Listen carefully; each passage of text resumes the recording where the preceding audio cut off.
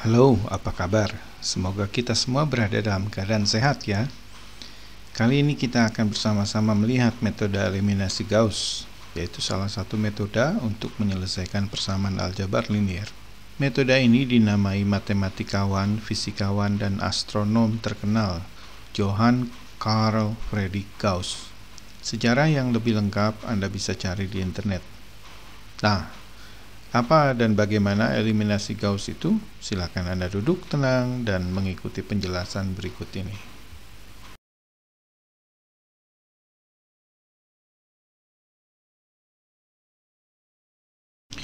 Persamaan aljabar linier adalah sekumpulan persamaan linier dengan variabel bebas berpangkat 1. Agar nilai-nilai variabel persamaan tersebut dapat dicari, jumlah persamaan yang dibutuhkan harus sama dengan jumlah variabel-variabel tersebut. Sebagai contoh, kita ambil sebuah sistem persamaan yang terdiri dari 3 persamaan dengan 3 variabel, yaitu X, Y, dan Z. Di SMP atau SMA, kita pernah belajar bagaimana mencari nilai X, Y, dan Z ini, yaitu dengan cara eliminasi. Pertama, kita selisihkan persamaan 1 dan persamaan 2. Di sini kita mengupayakan agar variabel X habis terkurangkan. Karena itu persamaan 1 harus dikalikan 2. Hasilnya adalah minus Y plus Z sama dengan minus 1. Selanjutnya kita selisihkan persamaan 1 dan persamaan 3. Di sini persamaan 1 harus dikalikan 3 agar variabel X habis terkurangkan. Hasilnya adalah minus 2Y plus 3Z sama dengan minus 10. Sampai di sini kita belum bisa menentukan nilai Y maupun Z. Namun kita punya 2 persamaan yang melibatkan Y dan Z, yaitu persamaan 4 dan persamaan 5. Kedua persamaan ini kemudian diselisihkan agar variabel Y hilang terkurangkan. Di sini persamaan 4 harus dikalikan 2. Hasilnya adalah Z sama dengan minus 8. Dengan nilai Z sama dengan minus 8, kita dapat menggunakan persamaan 4 untuk mencari nilai Y. Dan nilai Y diperoleh sebesar minus 7. Dengan persamaan 1, juga nilai Z dan nilai Y, maka kita dapat mencari nilai X dan diperoleh sebesar 19. Saya yakin Anda sekalian sudah paham dengan cara eliminasi seperti ini. Namun apakah Anda pernah membayangkan bagaimana jika terdapat 10 persamaan dengan 10 variabel yang harus dicari? Atau mungkin 20, 50, 100 persamaan. Tentunya akan sangat merepotkan dan melelahkan. Dengan bantuan komputer kita bisa melakukan hal ini dengan cepat dan akurat. Tetapi bagaimana langkah kerja eliminasi yang sistematik agar langkah kerja ini dapat dituliskan sebagai program komputer? Marilah kita simak bahasan eliminasi Gauss berikut ini.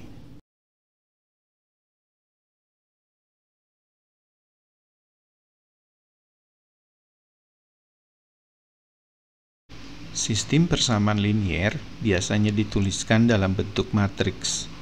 Koefisien persamaan linier menjadi matriks bujur sangkar A, sedangkan variabel yang akan dicari dinyatakan dengan vektor X. Nilai-nilai konstanta yang berada di ruas kanan persamaan linier ini dinyatakan sebagai vektor B.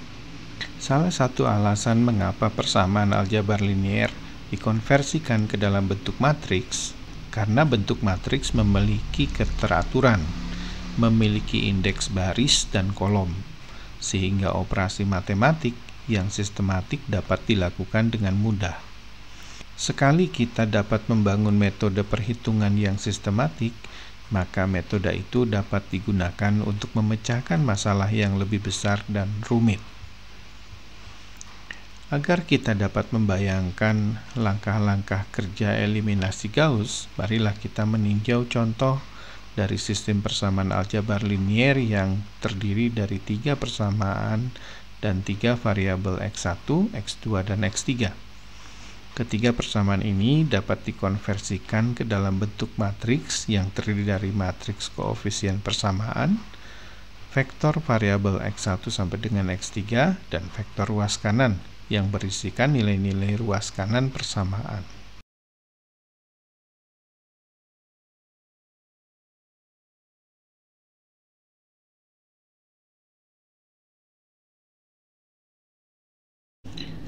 Dalam melaksanakan eliminasi Gauss, kita hanya fokus pada matriks A dan vektor B, sedangkan vektor X adalah vektor yang nilainya akan dicari.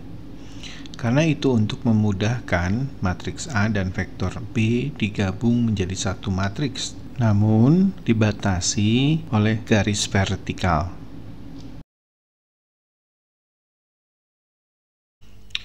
Strategi eliminasi Gauss adalah membuat elemen-elemen kolom pertama untuk baris kedua dan seterusnya menjadi 0. Langkah yang diambil adalah sebagai berikut. Pertama, hitunglah lambda 21, yaitu rasio antara A21 dan A11. Untuk setiap elemen di baris kedua, hitunglah nilai yang baru dengan rumus A21 baru sama dengan A21 lama dikurangi lambda 21 kali A11. Lanjutkan ke elemen yang kedua, A22 baru sama dengan A22 lama dikurangi lambda 21 kali A12. Dan seterusnya untuk semua elemen di baris kedua. Dalam contoh, nilai lambda 21 adalah 2 dibagi 1. Untuk elemen baris kedua yang pertama, 2 dikurangi 2 per 1 dikalikan 1 sama dengan 0. Selanjutnya untuk elemen kedua, 1 dikurangi 2 per 1 kalikan 1 sama dengan minus 1. Dan seterusnya untuk semua elemen di baris kedua. Selanjutnya, dengan cara yang sama, lakukan hal serupa untuk baris ketiga dan seterusnya hingga baris yang terakhir. Dalam contoh, baris ketiga elemen pertama bernilai 0, elemen kedua sama dengan minus 2, elemen ketiga bernilai 3, dan elemen keempat sama dengan minus 10. Perhatikan matriks hasil. Elemen pertama dari baris kedua sampai dengan baris akhir bernilai 0 kecuali baris pertama. Dalam hal ini kita sudah mengeliminasi variabel pertama, yaitu X1 pada baris-baris tersebut.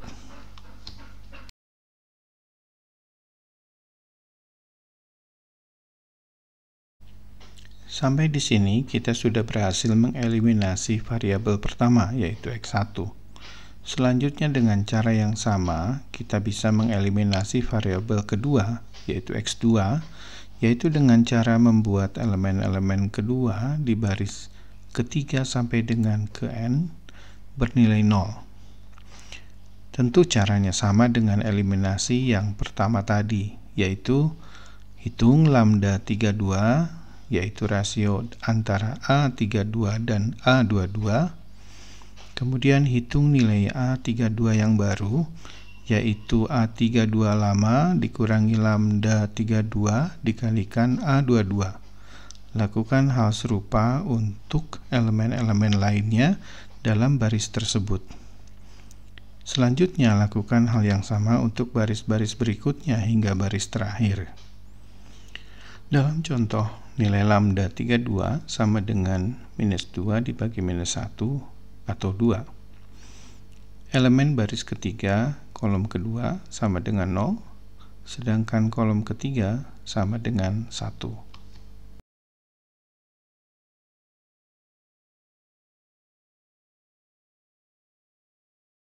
Hasil eliminasi Gauss keseluruhan akan menghasilkan matriks di mana separuh matriks tersebut bernilai 0, yaitu elemen-elemen di bawah diagonalnya. Matriks ini disebut matriks segitiga atas. Bentuk matriks seperti ini memudahkan kita dalam menentukan nilai Xn, yaitu sebesar Bn dibagi ANN. Dalam contoh, nilai X3 adalah minus 8. Jika nilai Xn diketahui, persamaan kedua terakhir atau persamaan N-1 dapat digunakan untuk menentukan Xn-1, yaitu dengan substitusi balik. Dalam contoh, X2 dapat dihitung dengan memanfaatkan koefisien-koefisien baris kedua dan nilai X3, sehingga nilai X2 diperoleh, yaitu sebesar -7. Substitusi balik terus dilanjutkan hingga semua variabel X dapat ditentukan. Dalam contoh, nilai variabel X1 dapat ditentukan dari koefisien baris pertama dan nilai X2 dan X3. Nilai X1 adalah 19.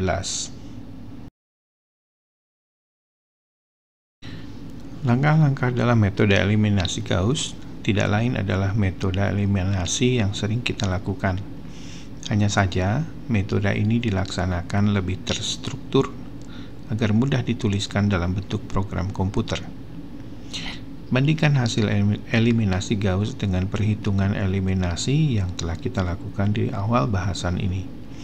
Baris pertama adalah persamaan 1, baris kedua adalah persamaan 4, dan baris ketiga adalah hasil pengurangan persamaan 5 dan 4. Faktor pengali di sini adalah nilai lambda. Sekali lagi, eliminasi Gauss bukanlah sesuatu yang baru, namun sesuatu yang dikemas agar lebih memudahkan.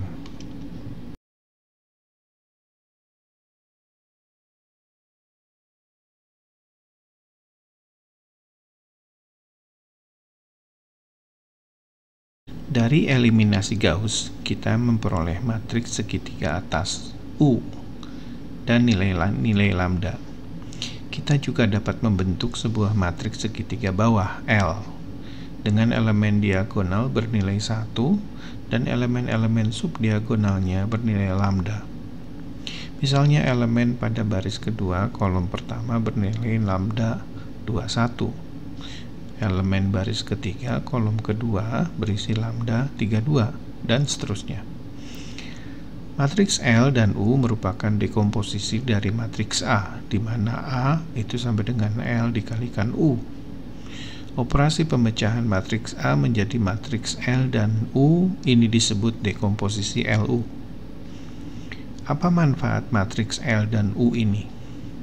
Marilah kita lihat persamaan aljabar linier yang membentuk matriks A kali X sama dengan B. Jika A didekomposisi menjadi LU, maka persamaan tersebut menjadi LU X sama dengan B. Persamaan ini dapat dipecah menjadi dua persamaan, yaitu U kali X sama dengan Y dan L kali Y sama dengan B. Karena matriks L dan matriks U adalah matriks segitiga, maka substitusi balik sangat mudah dilakukan. Pertama-tama, persamaan L kali Y sama dengan B diselesaikan sehingga diperoleh vektor Y. Selanjutnya, persamaan A kali X sama dengan Y diselesaikan sehingga diperoleh vektor X.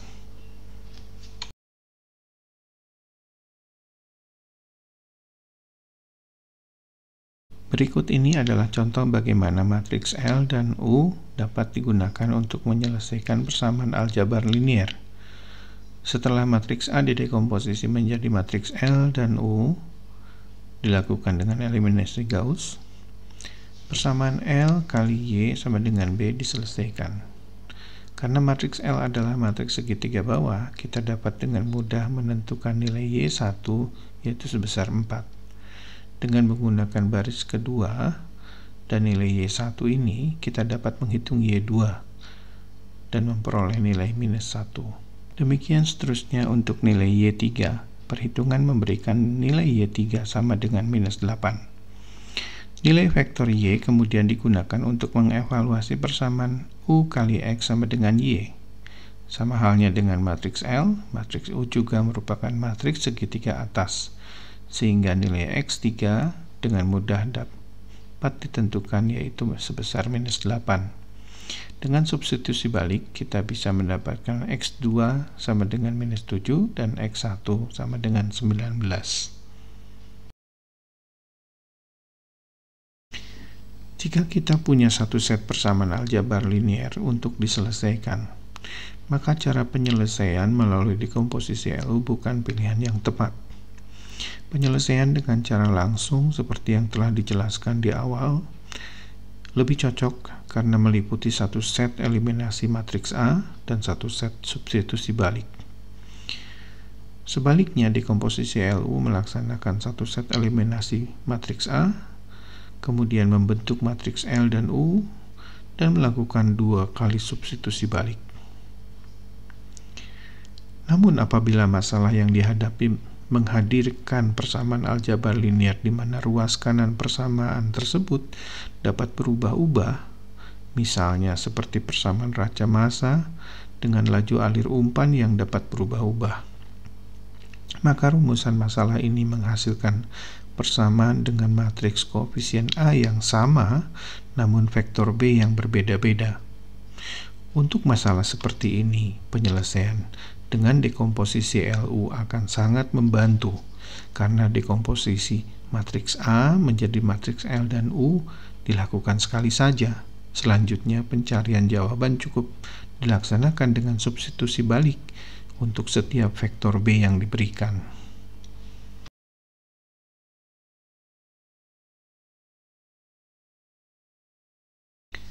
Eliminasi Gauss-Jordan adalah eliminasi lanjutan di mana elemen-elemen superdiagonal atau elemen-elemen di atas diagonal matriks dieliminasi kembali sehingga semuanya nol. Hasilnya tinggal elemen-elemen diagonal, dalam hal ini DI, dan vektor ruas kanan dengan elemen-elemen FI.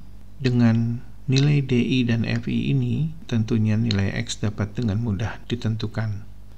Walaupun penentuan nilai X menjadi lebih mudah, cara ini jarang dilaksanakan karena langkah kerja eliminasi lanjutan jauh lebih banyak dan kompleks dibandingkan dengan hanya eliminasi Gauss dan substitusi balik saja.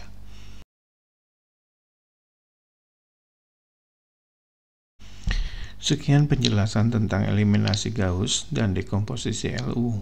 Semoga penjelasan ini dapat bermanfaat bagi Anda sekalian. Jika ada pertanyaan seputar eliminasi Gauss, jangan sungkan untuk disampaikan pada kolom komentar. Saya akan mencoba menjawab pertanyaan Anda sekalian. Sampai di sini dulu pertemuan kita. Sampai jumpa di lain kesempatan.